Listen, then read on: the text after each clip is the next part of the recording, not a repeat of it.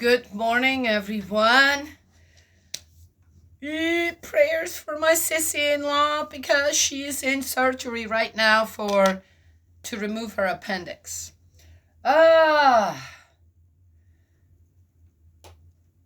You wouldn't think I would say this, but this is actually a blessing in disguise.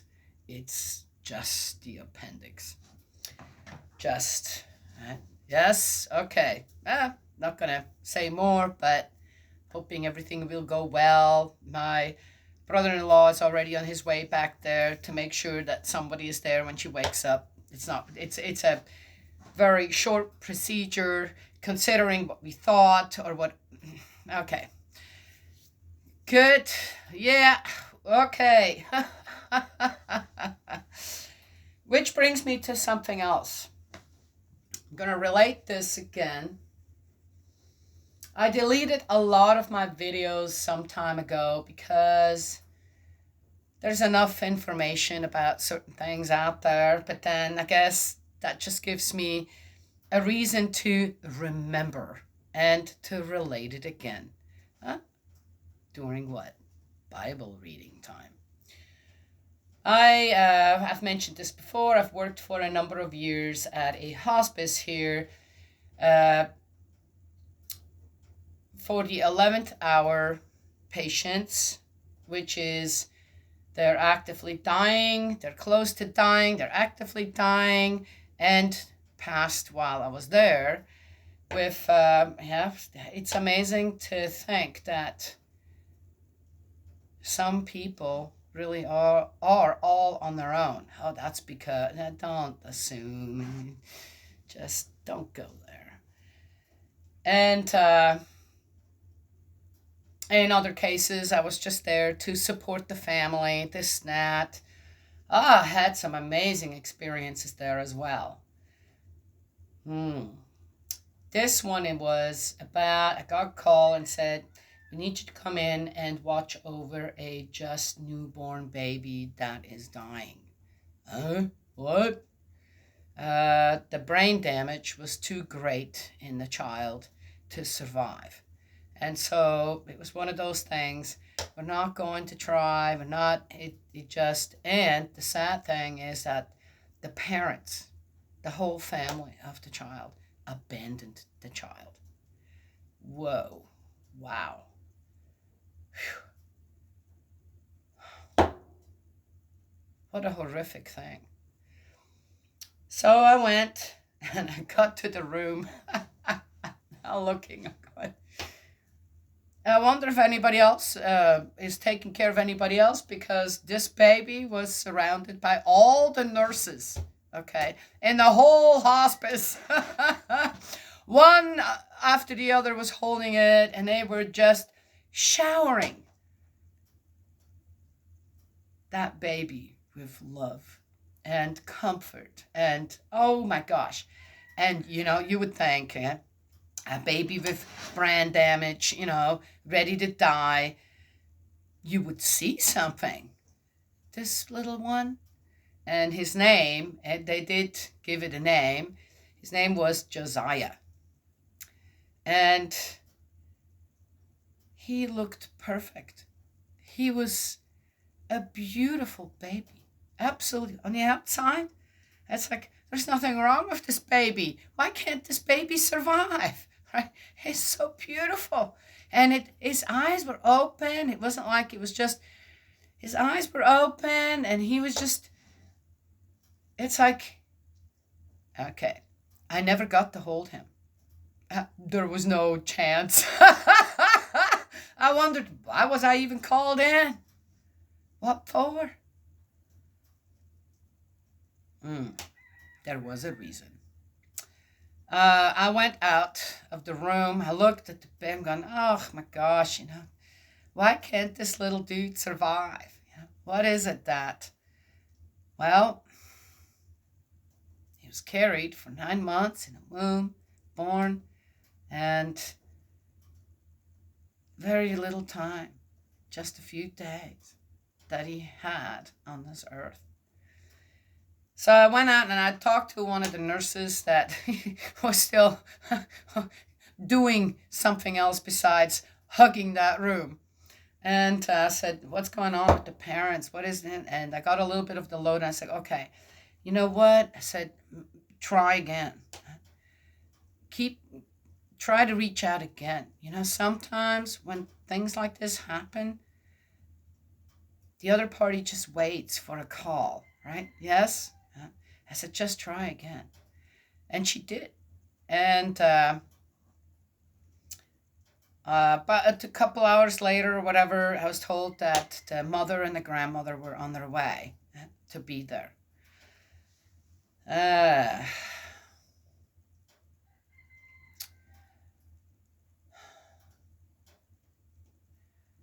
I saw another post just, very recently. Do we need guns? Nope, we don't. Unless we feel we have the right over life and death. Huh? Then I guess you want to take over the job of God, don't you? It's one of those things where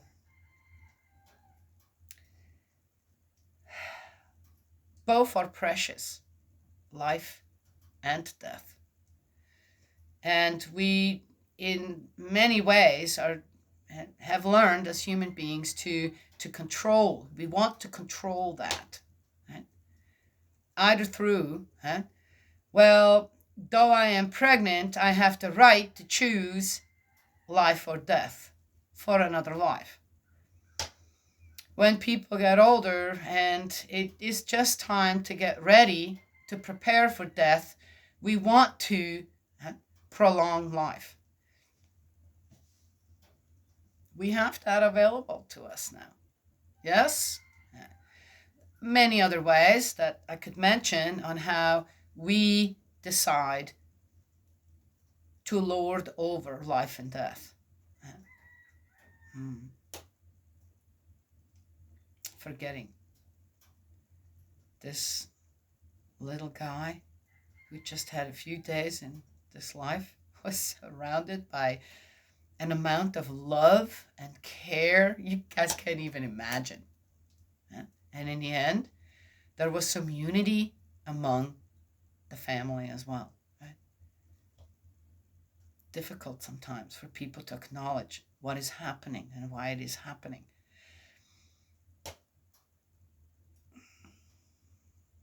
So, did this little boy, teach us something as well?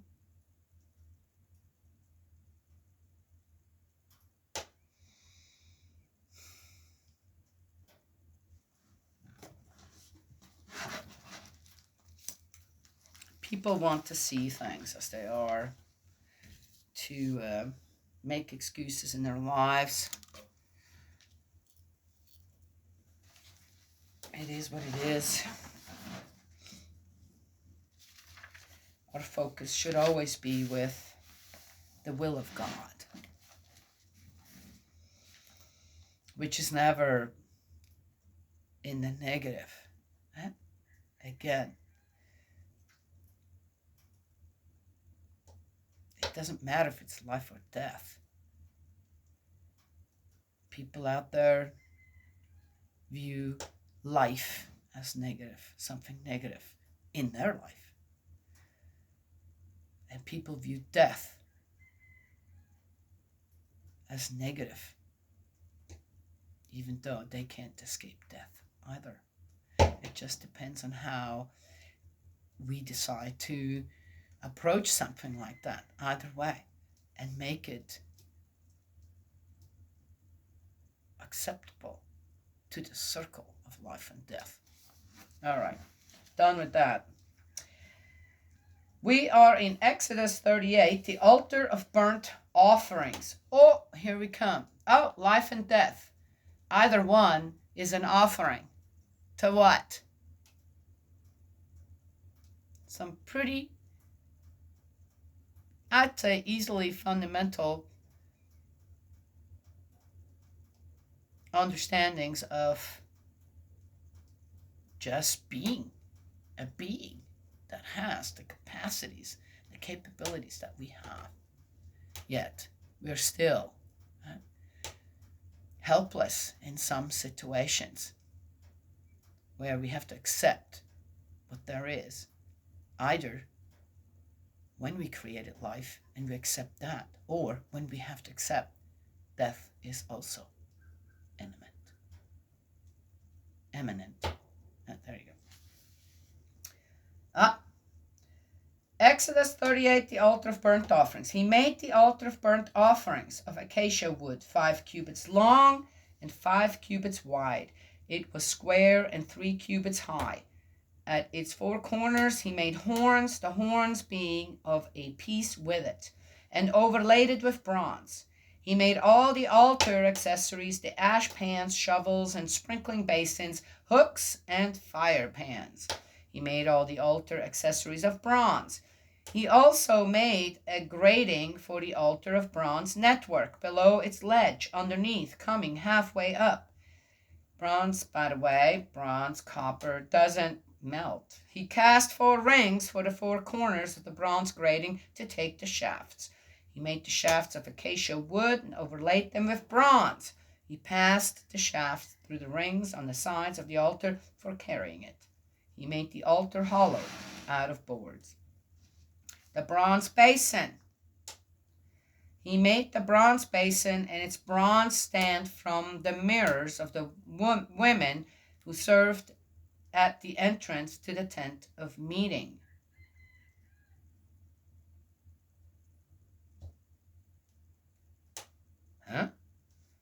Oh, that's interesting. The court. He made the court on the south side. On the south, the curtaining of the court was of finely woven linen, 100 cubits long. Its 20 poles and their sockets being of bronze, and their hooks and rods of silver. And on the north side, 100 cubits of curtaining, its 20 poles and their 20 sockets being of bronze, and their hooks and rods of silver. On the west side there were 50 cubits of curtaining, which its 10 poles and their 10 sockets, the poles, hooks, and rods being of silver. And on the east side, on the east, there were 50 cubits. On the one side there were 15 cubits of curtaining, with its 3 poles and their 3 sockets. And on the other side, either side of the gateway to the court, there were 15 cubits of curtaining, with its 3 poles and their 3 sockets. All the curtaining round the court was of finely woven linen. The sockets for the poles were of bronze, the poles, hooks, and rods of silver. Their capitals were overlaid with silver, and all the poles of the court had silver rods. The screen for the gateway to the court was of finely woven linen, embroidered with violet, red, purple, and crimson, 20 cubits long and 5 cubits high, all the way along, like the curtaining of the court. Its 4 poles and their 4 sockets being of bronze, their hooks of silver, their capitals overlaid with silver, and their rods of silver. All the pegs round the dwelling and the court were of bronze. Now let me go and check this out again. We've got south, north, west, and east. Every direction of this dwelling is governed by God. Done.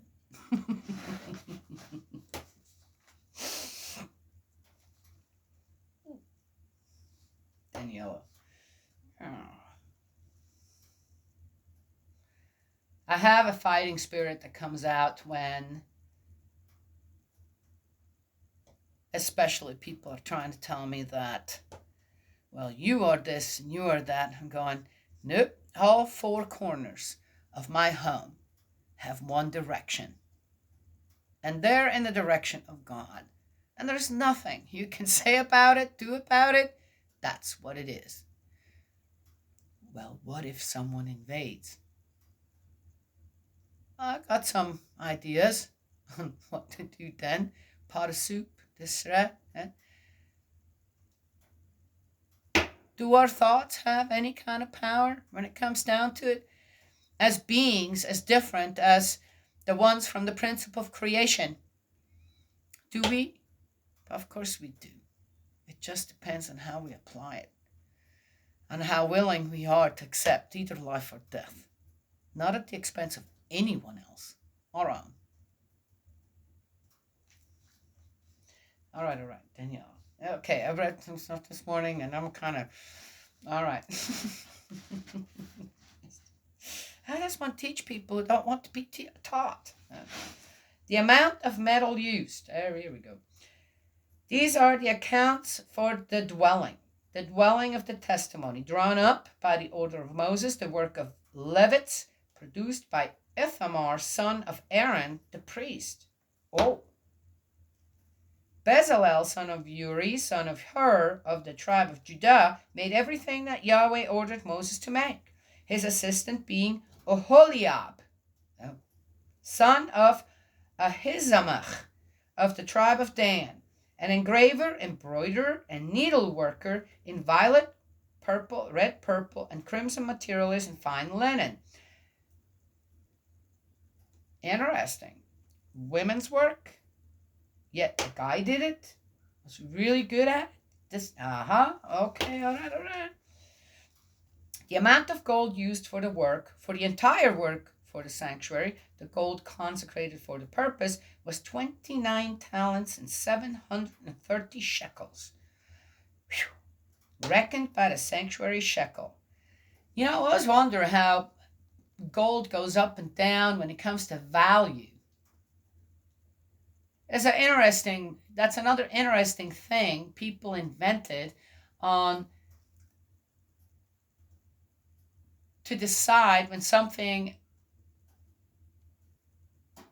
raises in value and when it drops in value. Anyway, it's a weird one to me. But there it is. The silver from the census of the community was 100 talents and 1,775 shekels. Man, they are right down to the ones here. On this one, reckoned by a sanctuary shekel. Okay, feeling a little sarcastic. 1 bega per head. Half a shekel reckoned by a sanctuary shekel for every one of 20 years and over, included in the census. Oh, interesting. For 603,550 persons. 603? What? For 603,550 people? What? We know that 600,000 was just men. So they only had 3,550 women and children? Yeah, right. 100 talents of silver were used for casting the sock. Well, here I'm doing the math and it doesn't sound right.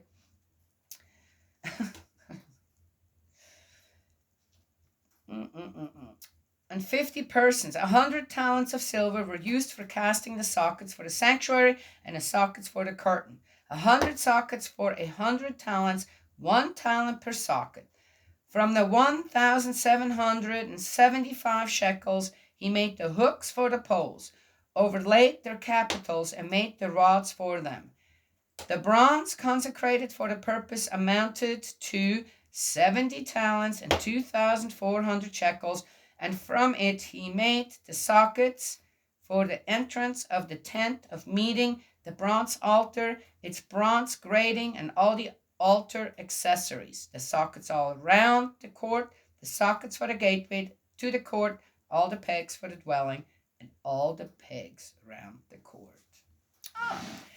Somebody decided that it needed to be noted what the value of all of this was. Why? That's just interesting. That's what I talked about just before. The value of life and death to some, and the value of life and death to some that it's not there, right? Yes?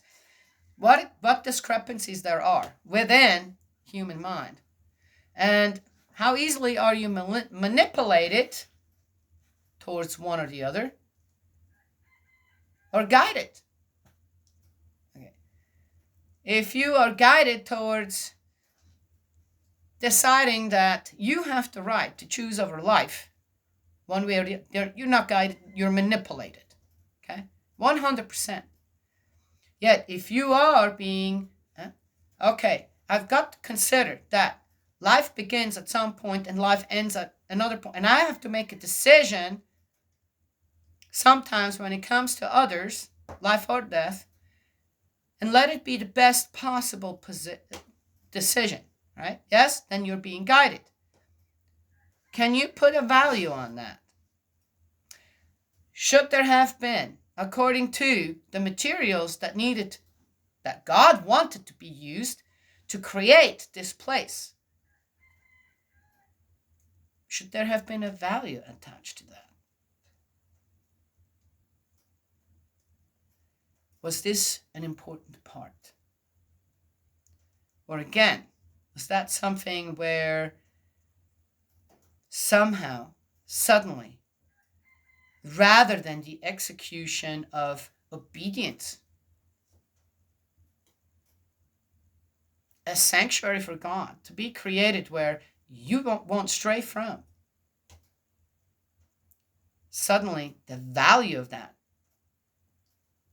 and what was put into it became greater? Because if it didn't have that type of value, it wouldn't be as good. Okay.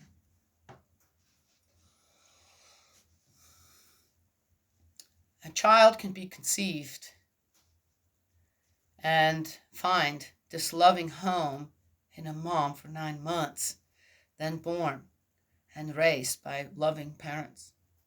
And sometimes a child is conceived and finds a hostile environment in a woman that conceived it. And even then, if it's born, it may get abandoned or, yes? Okay. Does one or the other have greater value? We have an amazing word out there, bastard, right? Yes?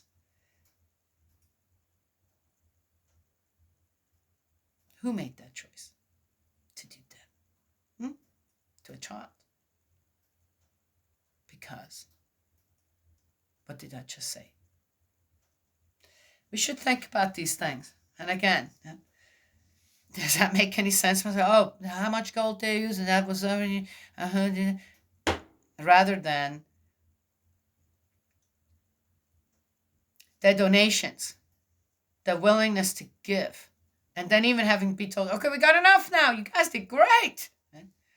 And then creating this elevated environment for God to be there with the people. And because it had all these amazing things that people worked together to put together with all their things. You think it was really about the gold and the silver and the bronze and I don't know what? It was who didn't. I wonder who did not contribute within the people of Israel towards this. And people, you see the bronze, I gave some of that. The gold, I gave some of that. The linen, the goat hair sheets and the ram skin and the poles of acacia wood and whatever. That's a part of me right there. God tries to teach us in many ways to unite with his presence rather than looking at the value of what there is. It is the physical and spiritual unity that God's been trying to create, even amongst ourselves. And what are we doing?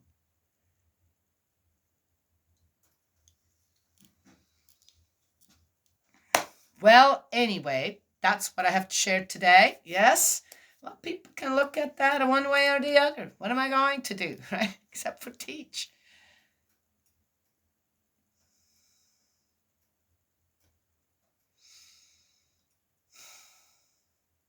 baby. That only had a few days to live, and yet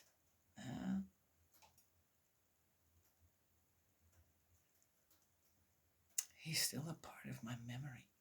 Though, what did I have to do with him? Didn't even get to hold him. Yet, I saw God's presence in that little one quite clearly. Quite clearly. Yes?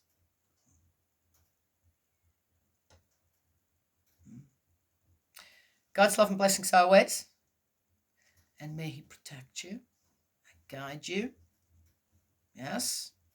Let Him guide you. Right? And I will talk to you another time.